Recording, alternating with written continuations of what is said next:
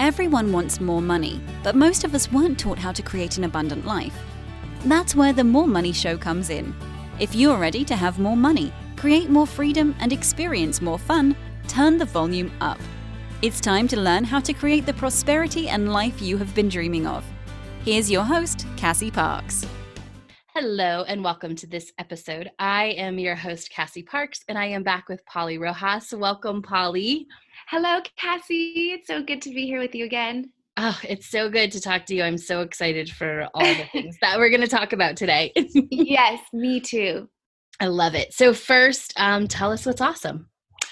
A lot of things are awesome. The first one being that my dream New York City home for right now happened, and it was the best thing. It was so easy. It felt like home. We have an amazing landlord. He let us move in half a month earlier because no one was living in it. Didn't charge us, and it feels so good to build a home with my boyfriend and just going back and forth we just got a couch and just everything, like living the dream of a wonderful home in New York City it's happening right now. It did. I love it. And it is so gorgeous. Thank you. Thank you. Brick and yes, the high ceilings. Yes. Our bedroom has a view to the park. With a bunch of I love this neighborhood. It's in Bushwick, which I think is the coolest place, not just in Brooklyn, but in the world. Well, maybe not the world, but definitely New York. Yeah. And I love that I live here. I can't believe it. As a little girl, I never would have thought that, and here I am. Oh, yay. That is awesome. Yeah. And it seemed super easy because it was like all of a sudden one day you were moving. We didn't do any there was no question. It was just like, oh, cool, you're moving. Oh, cool, you're there. yeah, you're right. And there were so many times where I thought I would bring it up. I'm like, no, it doesn't feel like I need to, Yeah. Because I feel like in the past I would think I'd have to check off like validation boxes. Like, yes, if Cassie says it's okay, then it is okay. But I feel like you've given that for myself enough where I didn't have to. And there were like little hints of worry, like, oh, what if we disagree? What if we, don't like the same place? But I was like, no. And then I was like, so excited to say, I have moved in my dream apartment, Yes. It was a fun journey. Oh, it is a fun journey. And seeing the pictures, I can totally see how it's just the smaller version of your dream house, what you're scripting in 5 years. Yeah, exactly. So that's why I said like it's the perfect place for right now. And I remember you saying that for about the 4 seasons, like it was the perfect place for you right then. Yes. And then who knows what happens. And it's so cool because we've like collected so many things, like knickknacks from our travels around the world. And it's been so cool to find little places to put them and display them instead of just having them in a drawer. And it's got a taste of the world all over. Oh, that's so fun. I love it. That's so you and yourself. Yeah. Yeah. I agree.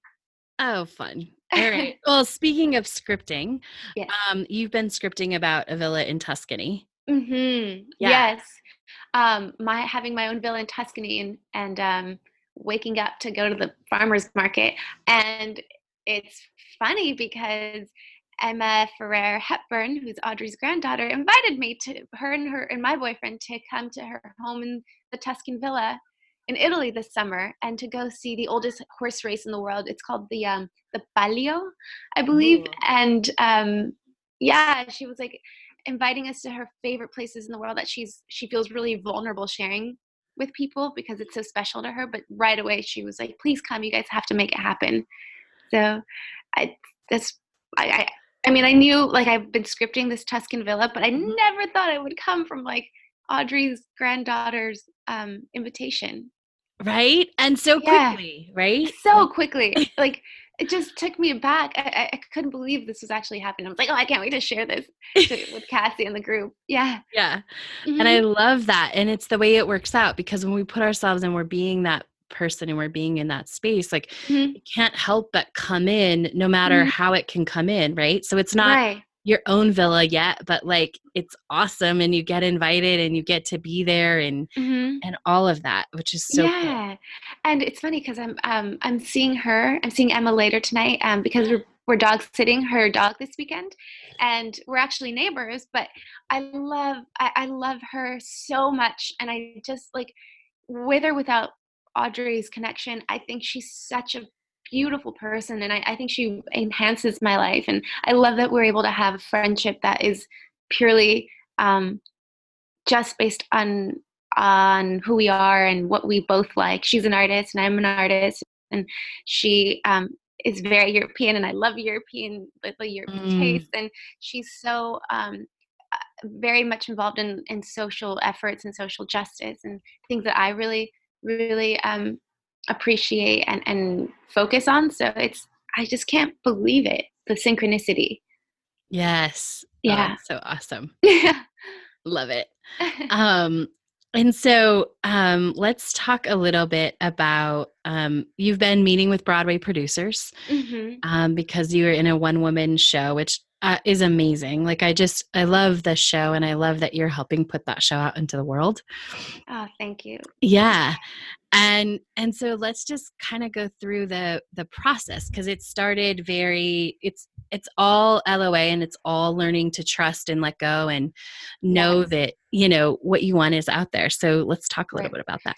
Okay. So the show happened last year, and it was, I know I've talked about it before, but it fell into my lap, and I wasn't seeking it. It just happened, and it was all me for an hour and a half, and just the journey of Mozart's sister, just everything artistically and in terms of confidence in my own, who I am as an artist. And so it went really, really well. And we have this vision, Sylvia, the writer and creator, to have it on Broadway. And so it just so happened, I don't even know how really, but we got invited by these two Broadway producers to talk about the show. And they have won 2 Tonys. I've seen both of their shows that they won the 2 Tonys of. And they are in love with the show, and they're dying to produce the show. And it was so, so easy. So now I'm just living in the discomfort of not knowing if it's going to work out with these particular Broadway producers, and staying in the, it's okay, it's happening, it's all good. And you mentioned earlier today that it's all law of attraction, and if it works out with them or not, it's not, what I don't want is not happening. It's actually the quickest route to what I do want. So staying in the discomfort of the wanting so bad for this to quickly transpire, and possibly not, and like the heartache and the sadness, and allowing the sadness to be there, not fixing anything right away, is where right now my work is.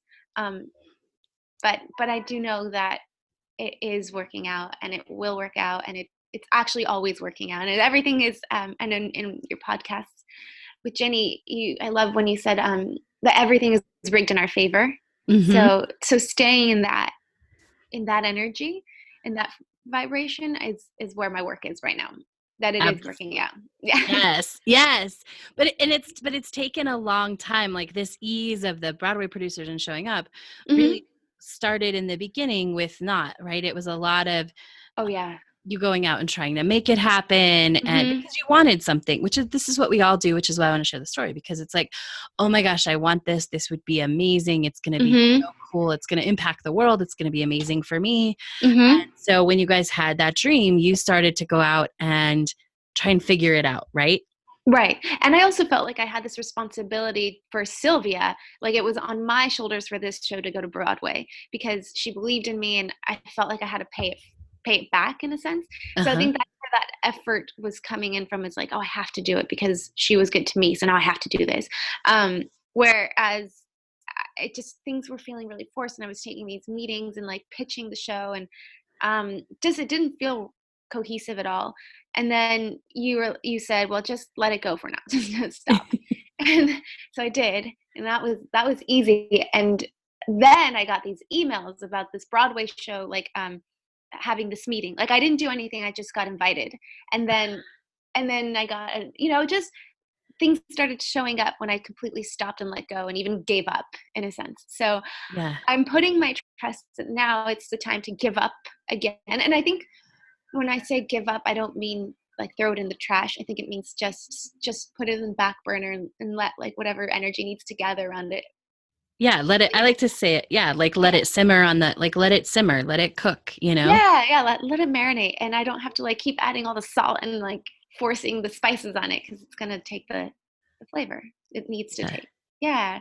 So, so yeah, again, it is so uncomfortable. And the growing pains are happening right now as well. But Talk about a little bit what it feels like, what that uncomfortable, because I talk a lot about the uncomfortable space and getting comfortable in the uncomfortable. Like for you, what does uncomfortable? It's uncomfortable not to know, right? It's so uncomfortable. And I've been really good about being like, I don't know. And it's great, and now it's I don't know. And I don't know. And I don't know. And it sucks. But I think it's just, it's a lot of, the discomfort feels like, like, how do I describe it? There's doubt in there. And it's like, I feel like there's all these opportunities in the discomfort to choose what to pay attention to and what not to.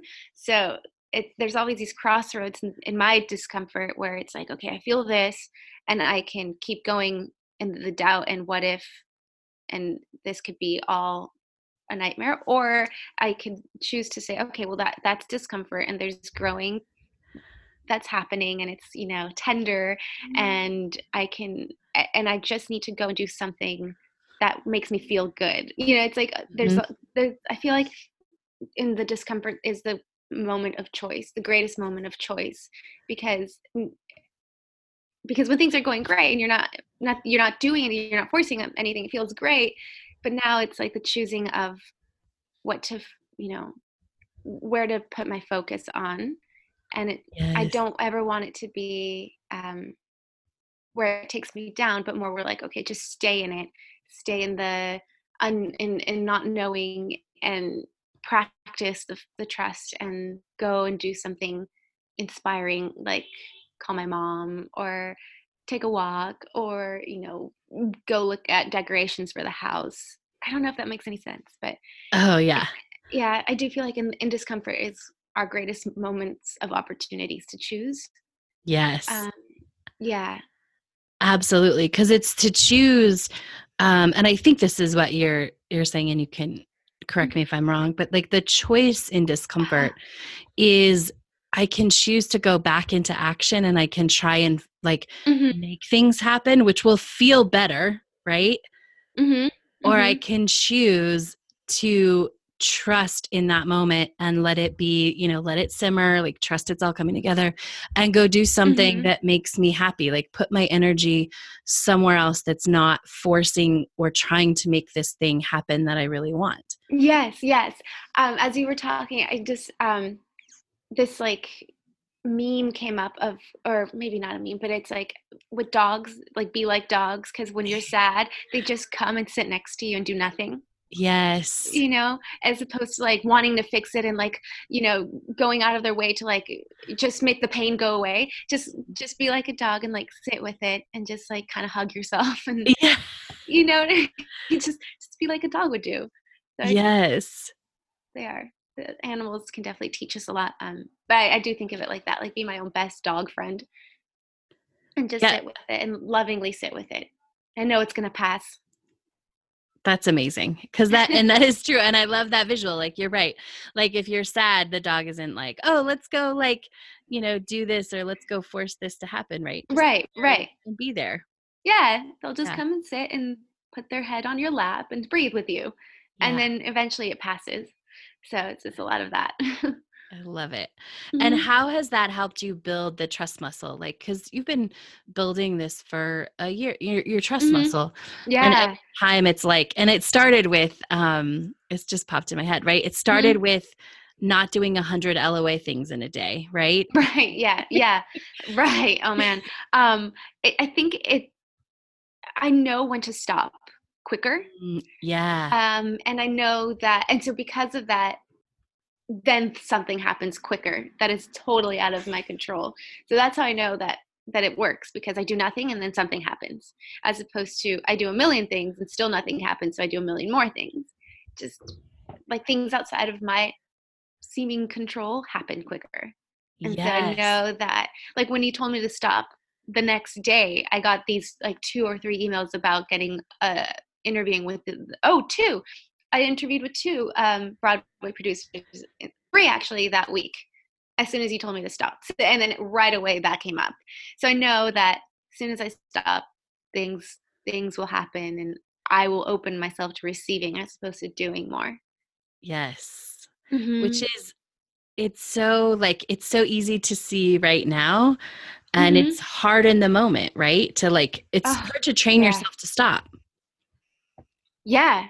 Right, right. Because we're trained to do, it's Yes. all, everything is taking action, everything, as opposed to just letting go of control and trusting. And to also, because from when I started working with you to a year, I mean, my life is an example of that, with my new apartment, with where I am with my boyfriend, with being able to do with the play, I can just like the proof is already here. I just need to like stop and realize that again. Like let that Mhm. inspire, just how grateful I am of everything that's around me that's happened because of me and because I didn't get in the way. Yes. Oh, I Hmm. love that.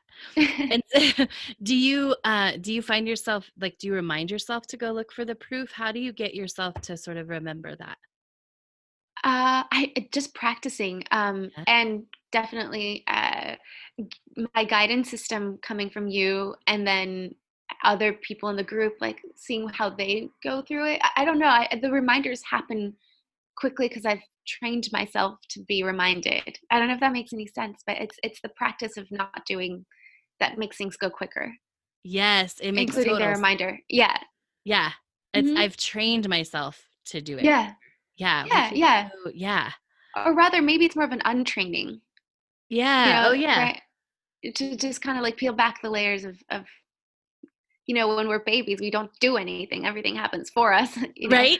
Yeah, so it's like going back to that state of just wholeness and completeness, and knowing everything is already whole and complete. But yeah. Oh, I love that. Yes.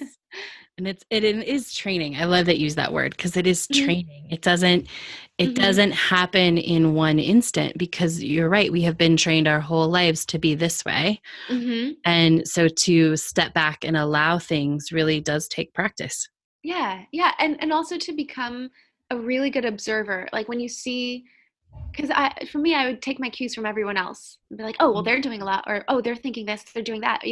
But when you know what you know, then you just observe people, and there's no judgment, but you see them doing a lot, or you see them overthinking, you see them not being kind to themselves, and you're like, oh, interesting, I used to do that too, and you see your own growth when you can observe in that way, and then I'm super grateful that I can be in that.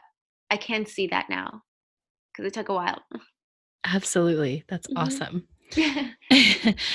So another way that we've been building your trust muscle, and you've been building your trust muscle, which I think is really fun. I gave you, there was a call and you were like, oh, I have to Oh have a yeah. call with someone. I'm like, you were so afraid it was going to be something bad, right? Yes, yes, yes, Yeah. yes, of course. Yeah, well, I noticed that when I talk with Sylvia, when we text, we have such different styles of communicating. Like I overuse emojis, and she is like 2 or 3 words, and I'm like, so we just communicate differently. And so whenever we text, I think, oh God, like something terrible is happening, or we don't get along, or it's really frustrating. And you're like, well, let's just, when I talk with her on the phone or in person, it's great. It's wonderful. She's so loving and kind. She was like, well, let's starve the energy of frustration and miscommunication by not texting, and just know that when you talk with her in person, everything works out. I'm like, yes, of course.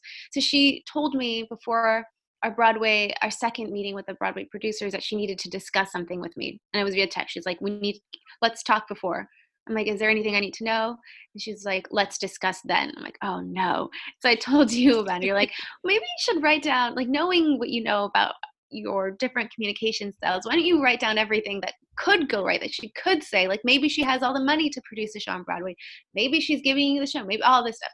So I wrote like maybe 2 full pages of all the wonderful possibilities that would happen. And it turns out that there might be a possibility of me going to Hong Kong. And so to get ready, I'm like, oh, I didn't even write down that possibility, but that's even better to get to go overseas and perform the show. And I've done that for everything that, with these Broadway producers, what could go right? Maybe they want, maybe it's not them, but it's because the next people around the corner that are going to take the show even bigger and brighter, and they're going to invest their own money in it, or they want to have, to do the show in an even better way that I can't even think about, that would be beneficial to not just me, but the world and her story, so I've definitely taken that and just ran with that. I love it. And how has that built up trust even quicker? Because it normally is, everything is always fine. And I think I operate better when I just know that things are okay, as opposed to going into a room with fear and like getting ready to be disappointed. I'm going in with all kinds of possibilities, and it makes me better equipped to respond in the moment when things happen. So yeah, it's just so fun too to think of greater possibilities, because then it opens the door for greater possibilities that I hadn't even thought about. Right? Yeah, that's my favorite, is like Hong Kong. Oh, I might have to go to Hong Kong to perform. Yeah. Like, cool. I never in a million years would have, I didn't write that down at all, Yeah. But it gets me thinking of what else could be out there, and why not? Mm-hmm. Right. Why not? And it keeps us in that possibility space so that we're not accidentally creating something that we don't want. Right. Right. Yeah. Yeah. Yeah. And as opposed to like, what could go wrong, which then I would be creating that because I'm thinking that, and that's just a disservice for everyone. Mm-hmm. So yeah, I love that. I really, really love that. Thank you for that. Yeah, you're welcome. Mm-hmm. I love it. Any other advice on trusting and stepping into your future self that you want to share? I think I'm in the thick of discomfort and all kinds of icky feelings that don't seem very future self. And so I feel like I'm giving myself advice right now, but it's just, stay there. Don't run away from it, Paulie. And just keep, it's like one foot in front of the other, keep breathing, stay in it, like be my own comfort dog, and just stay in there, because I will get through it, and it's going to be better than I could have imagined. So, and it's okay to feel the feelings, because I feel like with LOA, I got it wrong when I think, oh, I can't have a bad thought, I can't be sad, I can't this, because I'm going to attract that. Mm-hmm. Where it's not about that. It's about, you mentioned this earlier, but just being a fully feeling human with every single feeling possible, so that anything, there's no resistance when I can feel everything. So I'm not creating more energy for something I don't want. Yes. Yeah. So just stay in it. Yes, I love it. Stay in it. And I just want to highlight what you said too, because that was so brilliant. When you can fully feel everything, there is no resistance, which is so true. Mm-hmm. Because it takes away our fear, because we're not afraid, like, oh, but if I go for, if whatever, and it doesn't, I'm going to feel XYZ, right? Mm-hmm. We're like, no, I'm going to go for this. And however, I'm going to be able to feel whatever the outcome is. Right. And it's so funny, because you told me, go give yourself a moment to be sad. I was like, oh God, I'm going to just throw myself on the bed and cry, and sob. And I did, and like nothing came out. I'm like, oh, okay, maybe I'm over it. just by giving myself that space, and it might still come, but I don't think it's going to be like me, walking to a bridge and thinking I want to jump, it's not going to be dramatic. It's just going to be maybe a few tears, and it'll feel good to get that out. Yeah, to get through that and move through that. Yeah. Yeah. Yeah. Yeah. And I want to highlight that again for our listeners. Like LOA is not never feeling sad, and you're not going to create more sadness because what you feel. What you're going to feel, what you're going to create is more depth of feeling in your life and more depth of experience. Mm-hmm. And just I think we get caught up because we often equate sad things to bad things, right? Mm-hmm. And a lot of times just growth, like sometimes when we're on our way somewhere and like, man, this door doesn't open and this door doesn't open, like we feel really sad because we're connected to that place. Mm-hmm. And at the same time, once we get there, we can look and be like, thank goodness those 3 doors didn't open because they weren't big enough. They weren't like wide enough. They weren't giving me everything I wanted. I love that. Yeah. And it's such a good reminder, because I feel like I'm at door number 2. Maybe there's 10 doors, maybe there's only one more door, but it will be the pearly gates. It will be everything that I've ever wanted. So trusting that, definitely. And also not giving myself a time constraint. I think that's the other big thing is, but I should, I'm here now and I should have had everything now, but just knowing that it's the same thing. It's like, time doesn't mean anything. It's going to happen exactly when it's meant to happen, and it all makes sense when it does. Like, I had to go through that to get to here in this amount of time. Yeah, absolutely. Mm-hmm. Oh, I love it. I think that's where I want to wrap up. Any final thoughts that you have? I can't wait for the next one and see where I'll be. I know, I'm so excited. Which is like, I think one of the coolest things that happen. I love that you said that, because I think it's one of the coolest things that happen when you look at this as your journey. Mm-hmm. Versus, and that's really what we do in the Enchanted Circle. And when I teach LOA, is like, this is about a journey. It's about where are you going, not just about this thing and this thing and this thing. Mm-hmm. And so when you make that evolution to the journey, Mm-hmm. you're like, okay, this part doesn't feel super awesome, but I know, like, I know it's getting better. I know everything is happening for me. I know there's going to be something to celebrate a month, 2 months, a year from now. Yes. And I know it because it's been that way my entire life. There's always something to celebrate. There's always this big bright light at the end of the tunnel. So I'm in the tunnel, and I'll see you on the other side. I love it. And I think it's so funny that there's like a siren in the background when we were talking about that. I know. Brooklyn. Yeah. I mean, it's New York. I love it. But it's just that, like, also that reminder of that energy we're in. Like, it all passes, right?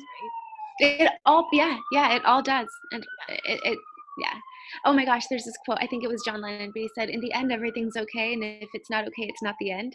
Yes. So it's like everything is brilliant. Everything is brilliant. And I love it. Well, tell people how they can connect with you if they want to follow you and on social media or yes. Sure. I can give you my Instagram, which is Paulie, my name, Paulie _Golightly, like Holly Golightly. It's a play on words. Aww. Yeah. So Paulie _Golightly. And that's my Instagram. And you can see my travels and some stuff from the show and cool stuff, cool pictures. A highlight reel. Yeah. Yay. Well, thank you for being here today and sharing your journey. And I am so excited for the next interview as well. Oh, thank you, Cassie. Thank you for everything you do, for all your guidance. My pleasure. And thank you all for listening. Make sure to come back and see what else is awesome in Paulie's life next time. Thank you for joining us on The More Money Show. To learn how to identify your current money story, go to identifyyourmoneystory.com.